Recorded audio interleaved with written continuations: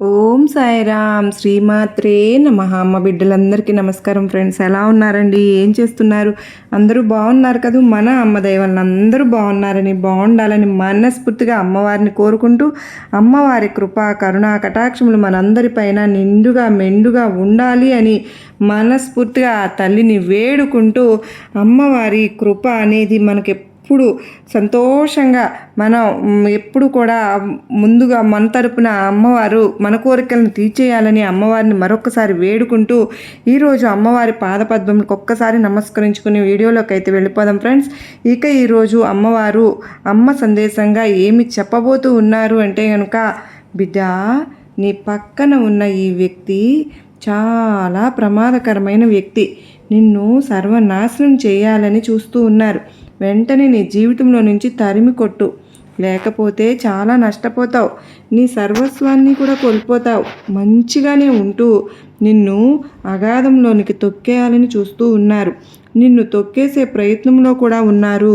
నువ్వు కనుక వారికి ఆ అవకాశం ఇచ్చావు అంటే జీవితంలో మళ్ళీ పైకి లేవలేనంత లోపలికి తొక్కేస్తారు, కిందకు తొక్కేస్తారు. జాగ్రత్త. వెంటనే వారు ఎవరో తెలుసుకో. వెంటనే వారి నుంచి బయటపడు. వెంటనే వారి మంచితనపు ముసుగు నుంచి బయటపడు.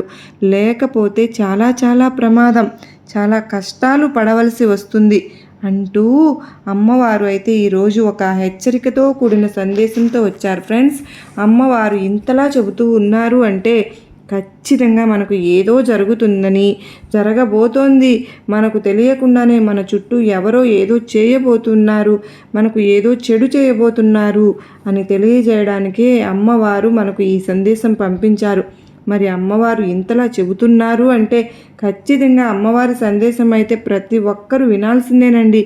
అమ్మవారి మీద ఎవరికైతే భక్తి, విశ్వాసం, నమ్మకం, గౌరవం ఉంటాయో అటువంటి వారు అమ్మవారు ఏం చెప్తున్నారు అన్నది చివరి దాకా చూడాలి. అప్పుడే మన భక్తికి ఒక అర్థం ఉంటుంది. ఇక అమ్మవారి సందేశం వినబోయే ముందు, మనిషి అయి పుట్టాక కొంచెమైనా ప్రాబ్లమ్స్, ఏ నుంచున్నా కూర్చున్నా ప్రాబ్లమ్స్, ఎటు వెళ్ళినా ప్రాబ్లమ్స్, ఏనండి ఏం చేసినా ప్రాబ్లమ్స్. కొన్ని చెప్పుకోలేనే ఉన్నాయి, కొన్ని చెప్పుకునే ఉన్నాయి. ఇలాంటి ప్రాబ్లమ్స్ అన్నింటికీ కూడా చిటికీలో చెక్ పెట్టేసేటట్టుగా మన పరిష్కార మార్గాలు అనేవి మన సందేశాల రూపంలో అందుతున్నాయి అని చెప్పి ఎంతోమంది చెప్తూ ఉన్నారు ఫ్రెండ్స్. అక్క, రాబోయే ప్రమాదాన్ని కూడా అమ్మవారు మాకు ఎంతగానో అమ్మవారు సందేశాల ద్వారా మేము తెలుసుకోగలుగుతూ ఉన్నాము అక్క. అమ్మవారు మాకు ముందే ఏదైనా సరే సూచనలాగా ఇస్తూ ఉన్నారు. నిజంగా మేము ఆ సూచనలు అంతకుముందు గ్రహించలేకపోయే వాళ్ళం. ఇప్పుడు మేము గ్రహించగలుగుని ఆ సమస్య నుంచి బయటపడే మార్గాన్ని నిజంగా అంటే నిజంగా మాకు తెలియజేస్తూ ఉన్నారక్క. నిజమేనండి, నాకు కూడా సూచనలు ఇచ్చిన టైంలో నేను గమనించుకోలేక పెద్ద నష్టమే నా జీవితంలో కూడా జరిగింది. అప్పటి నుంచినే నేను ఈ విషయాలు అనేవి, నాకు జరిగిన నష్టం మరెవరికి జరగకూడదు, నేను ఆ సూచనను గ్రహించుకోలేని స్థితి నాకు అప్పట్లో ఉన్నా కూడా దాన్ని కొంచెం నిర్లక్ష్యంగా ఉన్నందువల్ల నేను చాలా నష్టపోయాను. అలాంటి పరిస్థితి ఎవరికి రాకూడదు అని చెప్పి నేను ఈ చక్కటి పరిష్కారం అనేది దీన్ని ఇలాగ ఎన్నుకొని అమ్మవారు నా చేత ఇలాగ చెప్పించుతూ ఉన్నారు. నేను పడిన నష్టం చాలా పెద్ద ప్రాబ్లం అండి. మీకు సమయం వచ్చినప్పుడు తప్పకుండా చెప్తాను. మీరైతే మాత్రం హ్యాపీగా చక్కగా ఈ సూచనలు పాటించి మీ హ్యాపీనెస్ నాతో షేర్ చేసుకోండి. ఏమాత్రం ఆలస్యం చేయకుండా అమ్మవారి సందేశం విందామండి. అంతకంటే ముందుగా మీ అందరికీ కూడా చిన్న రిక్వెస్ట్, మన ఛానల్ని ఫస్ట్ టైం చూస్తున్నట్లయితే సబ్స్క్రైబ్ చేసుకుని మీ సపోర్ట్ నాకు అందివ్వండి. అలాగే వీడియో ఎక్కడ స్కిప్ చేయకుండా చివరిదాకా చూసే ప్రయత్నం అయితే చేయండి. మీ ఫ్రెండ్స్ అందరికీ కూడా నెంబర్స్కి షేర్ చేయండి. అలాగే ముందుగా ఒక చిన్న లైక్ ఇచ్చి వీడియో చూడటం మొదలుపెట్టండి. ఎందుకంటే మీ లైక్ అన్నది నాకు చాలా చాలా అమూల్యం ఫ్రెండ్స్. ఇక అమ్మవారి సందేశం విషయానికి వస్తే కనుక, తల్లి, నీతో మంచిగానే ఉంటూ నవ్వుతూ ఉంటూ నీకు మంచి చేసినట్లే, మేలు చేసినట్లే కనిపిస్తూ నిన్ను సర్వనాశనం చేయాలని చూస్తున్నారమ్మా. నిన్ను చెడుదారిని పట్టించాలని కూడా చూస్తున్నారు. నిన్ను అగాధంలోనికి తొక్కేయాలని చూస్తూ ఉన్నారు. వారి సహవాసం మళ్ళీ మళ్ళీ చూస్తూ ఉన్నావు అంటే, వారి సహవాసంలో అలా కాలం గడుపుతూ ఉన్నావు అంటే నువ్వు చాలా నష్టపోతావు. ఆ తర్వాత వెనక్కి చూసుకుంటే నువ్వు చేసిన తప్పుకి నువ్వే కుమిలిపోవటం తప్ప ఇంకేమీ ఉండదు. ఎందుకంటే పరిస్థితి మొత్తం కూడా చెయ్యి జారిపోతూ ఉంటుంది. బిడ్డా జాగ్రత్త, మేలుకో, నీ తల్లి ఎందుకు చెప్తున్నానో ఒక్క 2 నిమిషాలు ఆలోచించు, నీకే మొత్తం కూడా అర్థమవుతుంది. ఎందుకంటే నీ దుర్గమ్మ నీ తల్లి, నీకు ఏది చెప్పినా కూడా నీకు మేలు కోరే చెప్తాను, నీ మంచి కోరే చెప్తాను, నీకు మంచి చేయాలనే చెప్తాను, నిన్ను మంచి దారిలో నడిపించాలనే చెప్తాను, నువ్వు ప్రమాదపు అంచుల్లోకి వెళ్ళకూడదనే చెప్తాను, నువ్వు చెడు దారిలోకి వెళ్ళకూడదనే చెప్తాను. బిడ్డా ఒక్క 2 నిమిషాలు, 2 నిమిషాలు నీ దుర్గమ్మ మాట వింటావు కదూ. నీతో మంచిగా ఉన్న వ్యక్తి ఎవరు, నిన్ను ఎందుకు సర్వనాశనం చేయాలని చూస్తున్నారు, ఏ విధంగా చేయాలని చూస్తున్నారు, ప్రతి ఒక్కటి కూడా చెప్తాను. జాగ్రత్తగా చివరి దాకా చూసే ప్రయత్నం అయితే చెయ్యి తల్లి. ప్రతి ఒక్క అక్షరంలో అర్థం నీకు అర్థమవుతుంది అంటూ అమ్మవారు అయితే ఈరోజు ఇలా అంటూ ఉన్నారు ఫ్రెండ్స్. నీకు ఇదంతా అర్థం అవ్వాలంటే ఒక చిన్న కథ చెప్తాను, ఆ కథ రూపంలో చెప్తే నీకు తప్పకుండా అర్థమవుతుంది. మామూలు మాటల్లో చెప్పడం కంటే కథ రూపంలో చెప్తే అది నీకు మెదడుకు బాగా ఎక్కుతుంది. నువ్వు చేస్తున్న పని నిన్ను ఏం చేయాలనుకుంటున్నారు అన్నది నీకు ప్రతి ఒక్కటి కూడా అర్థమవుతుంది. జాగ్రత్తగా ఒక 2 నిమిషాలు అయితే వినమ్మా అంటూ అమ్మవారు ఇలా కథ చెప్పడం అయితే మొదలుపెట్టారు ఫ్రెండ్స్. ఒక గ్రామంలో ఒక అందమైన ఆశ్రమం ఉండేది. అందులో ఒక గురువు, కొంతమంది శిష్యులు ఉండేవారు. వీరంతా అక్కడ విద్యను అభ్యసిస్తూ ఉండేవారు. శిష్యులందరూ ఉదయాన్నే లేచి ఊర్లోకి వెళ్ళి భిక్ష తీసుకుని తిరిగి ఆశ్రమానికి వచ్చేవారు. ఒక రోజున ఊర్లోకి వెళ్ళి భిక్ష తీసుకుని తిరిగి ఆశ్రమానికి వచ్చేవారు. ఒక రోజున ఆశ్రమంలో ఒక శిష్యుడు భిక్ష కోసం పక్క ఊరికి వెళ్ళాడు. అతను వెళ్ళే దారి ఒక నది గట్టుపై నుండి వెళ్ళాలి. అలా ఆ శిష్యుడు నది పక్క నుండి వెళ్తూ ఉంటే ఒక అబ్బాయి ఒక చెట్టు పక్కన నిలబడి వంగి వంగి ఏదో చూస్తూ ఉన్నాడు. అప్పుడు ఆ శిష్యుడు ఆ అబ్బాయి వద్దకు వెళ్ళి, బాబు, నువ్వు ఈ చెట్టు చాటున నిలబడి ఏం చేస్తున్నావు అని అడుగుతాడు. అప్పుడు ఆ అబ్బాయి, అయ్యో, నీకు కనిపించడం లేదా నేనేం చూస్తున్నాను, ఒక్కసారి ఆ నది వైపు చూడు అని అంటాడు. ఒకసారి నది వైపు చూశాడు. అప్పుడు ఆ శిష్యుడు నది వైపు చూసిన తర్వాత అక్కడ కొంతమంది అమ్మాయిలు బిందెలలో నీళ్లు నింపటం చూస్తాడు, గమనిస్తాడు కూడా. అప్పుడు ఆ శిష్యుడు అక్కడున్న అమ్మాయిలు నీళ్లు నింపుతున్నారు, అందులో నువ్వు చాటుగా ఇక్కడ దాక్కుని చూడవలసిన అవసరం ఏముంది అని అడుగుతాడు. అప్పుడు ఆ అబ్బాయి, ఓ సన్యాసి, నీకు కనిపించటం లేదా, ఒక్కసారి వారందరినీ దీర్ఘంగా చూడు, వారు ఎంత అందంగా ఉన్నారో చూడు, వారు కోమలమైనటువంటి శరీరాన్ని చూడు, వారి అందమైన చేతులను చూడు, వారు నడిచే ఆ నడక చూడు, ఎంత వయ్యారంగా ఉన్నారో, వారిని చూస్తుంటే ప్రపంచంలోని అందమంతా వాళ్ళ దగ్గరే ఉన్నట్టుగా ఉంది, వాళ్ళని చూస్తుంటే నీకు ఏమీ అనిపించడం లేదా అని అంటాడు. అప్పుడు ఆ శిష్యుడు మళ్ళీ ఆ అమ్మాయిల వైపు చూశాడు. ఆ అబ్బాయి చెప్పినట్టుగానే వారి అందాలు శిష్యుడిని బాగా ఆకర్షించాయి. అప్పటి వరకు ఆ శిష్యుడి మనసులో ఎలాంటి చెడు ఆలోచన లేదు, కానీ ఆ చెడు ఆలోచన ఈ క్షణం మొదలయ్యింది. ఈ క్షణం నుండే మొదలవడం వల్ల దాంతో పాటుగా అతనిలో భయం కూడా మొదలయ్యింది. అతనికి కూడా ఆ అబ్బాయితో కలిసి ఆ చెట్టు చాటు నుండి వారిని చూస్తూ ఉన్నాడు. అతనికి చాలా భయం వేసింది. ఇది చాలా తప్పు, నేను ఇలా చేయకూడదు కదా, ఇది మహాపాపం అని అనుకుని వెంటనే తన ఆశ్రమానికి వెళ్ళిపోయాడు. ఆశ్రమానికి వెళ్ళి తన పనులు తానైతే చేసుకుంటున్నాడు, కానీ తను ఏదైతే చూశాడో అదే తన కన్నుల ముందు కదులుతోంది. ఏ పని చేసినా అదే ఆలోచన వస్తోంది. చివరికి పడుకున్నా సరే ఆ నది దగ్గర జరిగిన సంఘటనే మళ్ళీ మళ్ళీ గుర్తుకు వస్తుంది. ప్రతిరోజు లాగే ఆ శిష్యుడు ఉదయాన్నే లేచి భిక్షకు బయలుదేరాడు, కానీ అతను ఊరిలోనికి వెళ్ళలేదు. ఆ అబ్బాయి ఏ చెట్టు దగ్గర నిలబడి అమ్మాయిలను చూస్తున్నాడో అక్కడికే చేరుకుని ఆ అబ్బాయితో కలిసి ఆ అమ్మాయిలను చూస్తున్నాడు. శిష్యునికి నిత్యం అదే పనిగా మారిపోయింది. ఆ అబ్బాయితో మంచి స్నేహం ఏర్పడింది. ఇద్దరూ కలిసి వారి అందాలను చూస్తూ ఉండేవారు. ఇక ఆశ్రమంలో ఆ శిష్యుడు ఏ పనిని కూడా సరిగ్గా చేసేవాడు కాదు, సరిగ్గా భోజనం కూడా చేసేవాడు కాదు. ఇప్పుడు ఆ అమ్మాయిల గురించి ఆలోచిస్తూ ఇక ఉంటూ ఉండేవాడు. ఎప్పటికప్పుడు ఉదయం అవుతుందా, ఎప్పుడెప్పుడు ఆ నది ఒడ్డుకు వెళ్ళి వారిని చూడాలా అని ఆలోచిస్తూ ఉండేవాడు. అప్పుడు ఆ గురువుగారు ఆ శిష్యుడి యొక్క ప్రవర్తనను గమనించి అతనిని దగ్గరకు పిలుచుకుని, నాయనా, ఈ రోజు నుండి నేను కూడా మన ఇద్దరం కలిసి నీతో పాటు వస్తాను, భిక్షను తీసుకుని వద్దాము అని అంటాడు. అప్పుడు ఆ శిష్యుడి వద్ద గురువుగారు, నేను ఒక్కడనే వెళ్ళి భిక్ష తీసుకొస్తాను అని అంటాడు. అప్పుడు ఆ గురువుగారు, సరే ఒక్కడివే వెళ్ళు అని అంటాడు. వెంటనే ఆ శిష్యుడు ఆనందంగా ఆశ్రమం నుండి బయలుదేరి వెళ్తాడు. ఇక శిష్యుడి ప్రవర్తనలో మార్పు అనేది వచ్చినటం ఈ గురువుగారు తన శిష్యుడిలో ఎంత మార్పు వచ్చిందో తెలుసుకుందాము అని చెప్పి గురువుగారు కూడా వెనకాలే బయలుదేరతాడు. అతను ఎక్కడికి వెళ్తున్నాడో, ఎవరిని కలుస్తున్నాడో చూద్దామని చెప్పి ఆ శిష్యునికి తెలియకుండా అతని వెనకాలే వెళ్తూ ఉన్నాడు. కొద్ది దూరం వెళ్ళిన తర్వాత ఆ శిష్యుడు, ఒక అబ్బాయి ఇద్దరూ కలిసి ఏదో చూస్తూ ఉన్నారు. చెట్టు చాటున నిలబడి అది గమనించిన వెంటనే గురువుగారు కూడా అక్కడికి వెళ్ళి తన శిష్యుడి వెనకాలే నిలబడి చూస్తూ, తన శిష్యుడు ఈ చెట్టు వెనుకాల నుంచుని ఈ అమ్మాయిలను చూస్తున్నట్లుగా గుర్తిస్తాడు. అందుకే తన శిష్యునిలో ఈ మార్పు వచ్చింది అని అనుకుంటాడు గురువుగారు. అప్పుడు ఆ గురువుగారు, నాయనా, నువ్వు అమ్మాయిల వద్ద భిక్ష అడగడానికి వచ్చావా అని అంటాడు. తన గురువుగారి మాటలు వినగానే శిష్యునికి చెమటలు పట్టేస్తాయి. గజగజ వణికిపోతూ ఉన్నాడు. తన నోట్లో నుంచి ఒక్క మాట కూడా రావడం లేదు. కాళ్ళు చేతులు వణికిపోతూ ఉన్నాయి. శిష్యుడితో ఉన్న యువకుడు వెంటనే అక్కడి నుంచి పారిపోతాడు. ఆ శిష్యుడు గురువుగారిని కన్నులెత్తి పైకెత్తి చూడలేకపోతూ ఉన్నాడు. అప్పుడు ఆ గురువుగారు తన శిష్యుడితో ఇలా అంటాడు, నా శిష్యుడు చాలా ధైర్యవంతుడు, దేనికి భయపడేవాడు కాదు.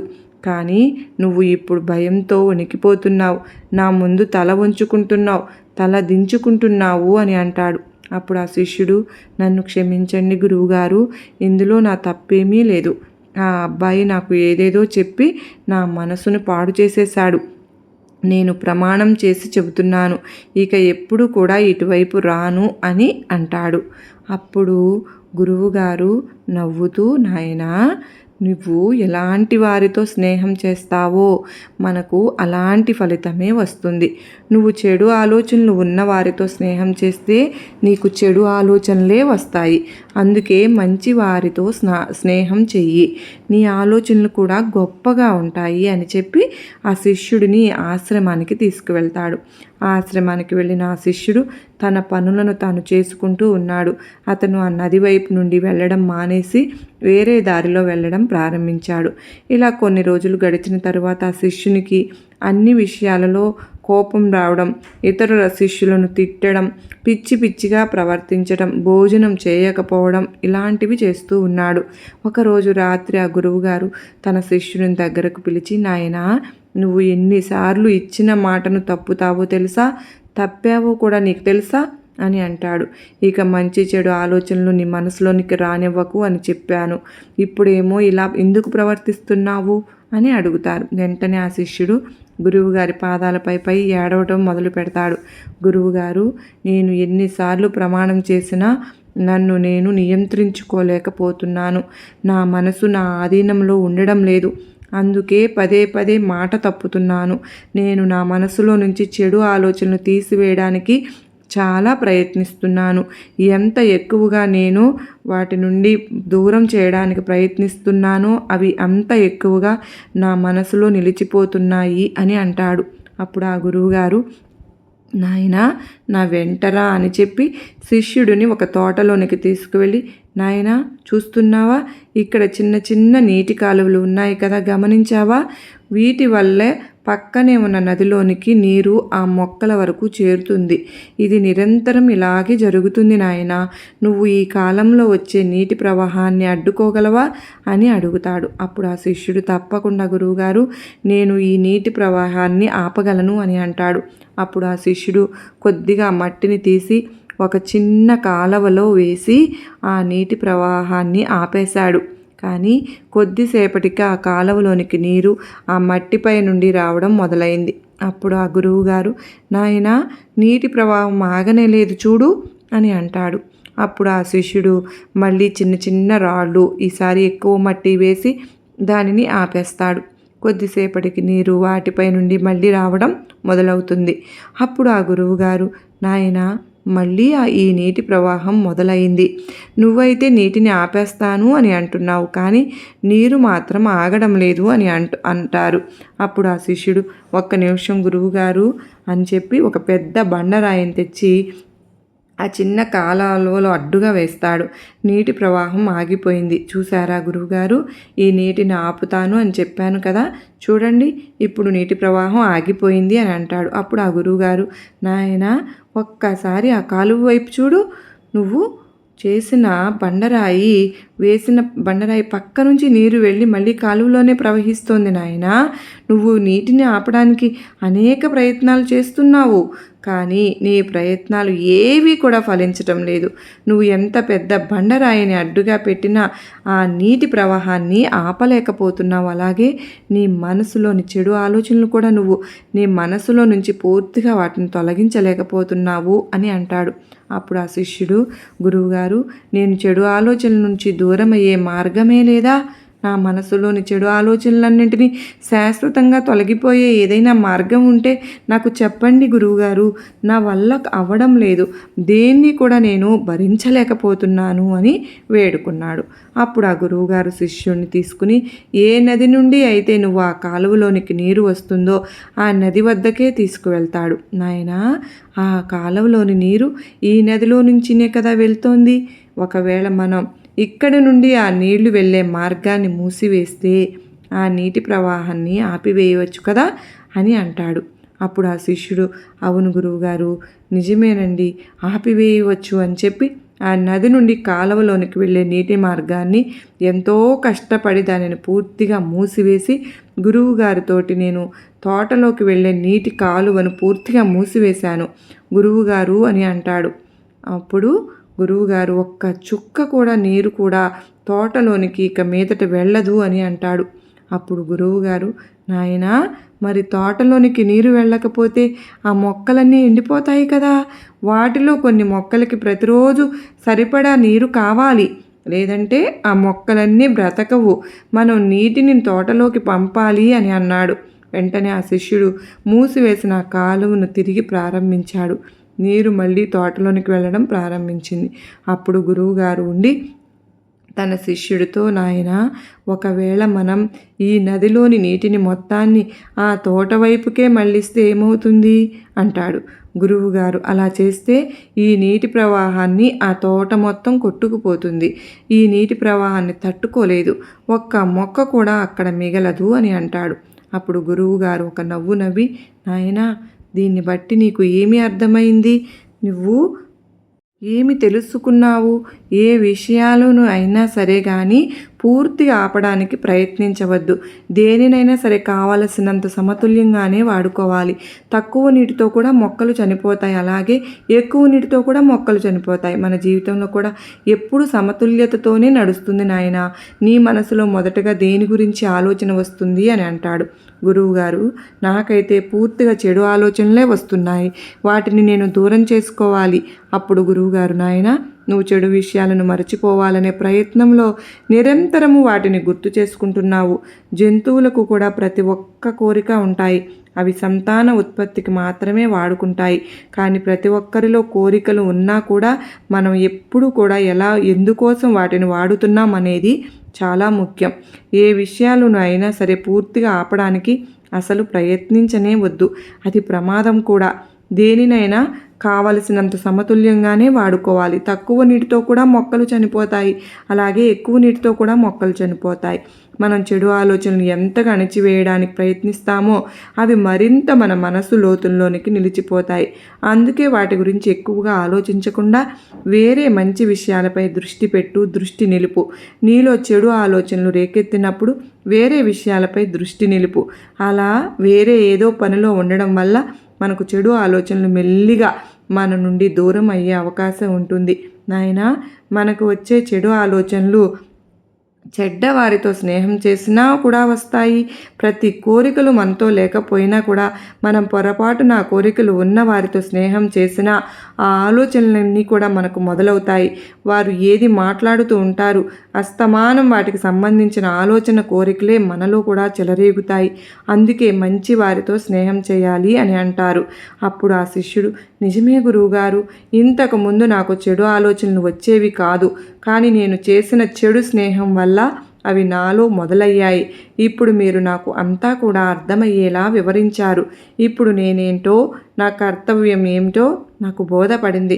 మీకు ధన్యవాదాలు అంటూ ఆ గురువుగారి పాదాలకు నమస్కరించాడు.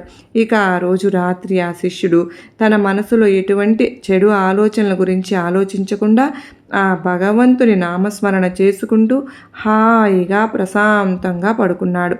మరునాడు ఉదయాన్నే భిక్ష కోసం మళ్ళీ ఆ నది గట్టుపై నుండే వెళ్తూ ఉన్నాడు. కానీ ఇప్పుడు శిష్యుని మనసు నిర్మలంగా ఏ చెడు ఆలోచనలు లేకుండా ఉంది. ఆ అబ్బాయి మాత్రం ఆ చెట్టు చాటును నిలబడి అమ్మాయిలను చూస్తూనే ఉన్నాడు వాళ్ళను. అప్పుడు ఆ శిష్యుడు నేరుగా అమ్మాయిల వద్దకు వెళ్ళి వారి వద్దకు నీరు తాగుతాడు. అప్పుడు అమ్మాయిలు ఆ శిష్యుని పాదాలకు నమస్కరించారు. ఆ శిష్యుడు వారిని ఆశీర్వదించి అక్కడ నుండి ముందుకు కదులుతారు. అక్కడే ఆ చెట్టు పక్కన ఉన్న అబ్బాయి శిష్యుడి వద్దకు పరిగెత్తుకుని వచ్చి, అమ్మో, నువ్వు మామూలు వాడివి కాదు, నువ్వు వారి వద్దకు వెళ్ళి వారితో మాట్లాడి వారి చేతులతో నీళ్లు కూడా తాగావు, వారు నీ పాదాలను కూడా ముట్టుకున్నారు, నా తర్వాత వచ్చి నీకు వారికి తాగే అదృష్టం కలిగింది అని అంటాడు. అప్పుడు ఆ శిష్యుడు ఆ యువకుడితో, నువ్వు కూడా ఇలా ఎన్ని రోజులు ఆ చెట్టు వెనకాల నిలబడి దాక్కొని అమ్మాయిలను చూస్తూ ఉంటావు, నీ విలువైన సమయాన్ని వృధా చేసుకుంటావు. ఆ అమ్మాయిలలో నీకు ఎవరైనా నచ్చితే వారి దగ్గరకు వెళ్ళి నేను నిన్ను వివాహం చేసుకుంటాను అని చెప్పు. ఆ అమ్మాయికి కూడా నువ్వు నచ్చితే వివాహం చేసుకుని సుఖంగా నీ జీవితాన్ని గడుపు. ముందుగా నువ్వు తెలుసుకో, నువ్వు ఎలాంటి పనులు చేస్తున్నావు ఒక్కసారి ఆలోచించుకో, నీ విలువైన సమయాన్ని వృధా చేసుకోకు అని అంటాడు. అప్పుడు ఆ శిష్యుడి మాటలు ఆ యువకుడిని బాగా ఆలోచింపజేస్తాయి. మరుసటి రోజు నుంచి ఆ యువకుడు ఆ నది వైపుకు వెళ్ళడం మానివేసి చక్కగా ఆ యువకుని ఆ యువకుడే తన శిష్యుడి వద్దకు రోజు వచ్చి కలుస్తూ ఉండేవాడు. ఆ శిష్యుడు చెప్పే మంచి మాటలు వింటూ ఉండేవాడు. అలా కొన్ని రోజులకు ఆ అబ్బాయిలో మంచి మార్పు వచ్చి తన జీవితంలో ఏదైనా సరే గొప్పగా సాధించాలి అని అనుకుని తన ప్రయత్నాలు మొదలు పెట్టుకుంటాడు. అప్పుడు అమ్మవారు ఇంతటితో కథ చెప్పడం ఆపారు ఫ్రెండ్స్. ఇక ఈ కథ ద్వారా అమ్మవారు మనకు ఏం సందేశాన్ని ఇవ్వాలనుకుంటున్నారు అంటే కనుక, బిడ్డ, స్నేహం అనేది ఒక గొప్ప వరం. స్నేహం అనేది ఈ సృష్టిలో చాలా విలువైనది. నీకు తల్లిదండ్రులు, రక్త సంబంధాలు, నీ బంధువులు, నీ వాళ్ళు అందరూ నీ తోడుగా ఉన్నా ఏ సంబంధము లేకుండా నీతో ఉండేవాళ్ళు, నడిచేవాళ్ళు, నీకు పరిచయం అయ్యేవాళ్ళు నీ స్నేహితులే. అలాంటి స్నేహితుల్లో మంచివారు ఉంటారు, చెడువారు ఉంటారు. మంచివారి స్నేహం ఎప్పుడు కూడా మంచిగా జరుగుతుంది.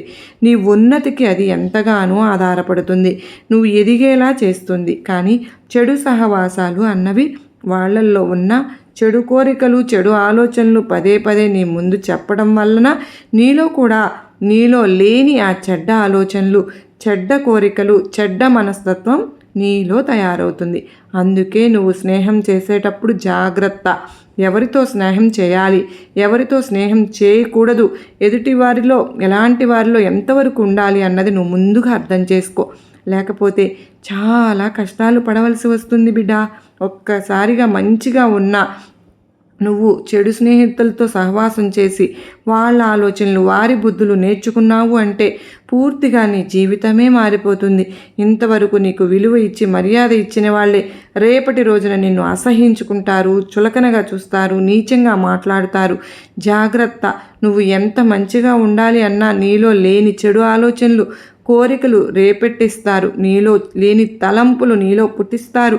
దానివల్ల నువ్వు చెడుదారిలోకి వెళ్ళడమే కాకుండా నీ కుటుంబం, నీ ఇంట్లో ఉన్న నీ భార్యాబిడ్డలు కూడా దానివల్ల బాధపడవలసి వస్తుంది, దానికి బలి అవ్వవలసి వస్తుంది బిడ్డ. జాగ్రత్త అంటూ అమ్మవారు అయితే ఈరోజు ఇట్లా అంటూ ఉన్నారు ఫ్రెండ్స్.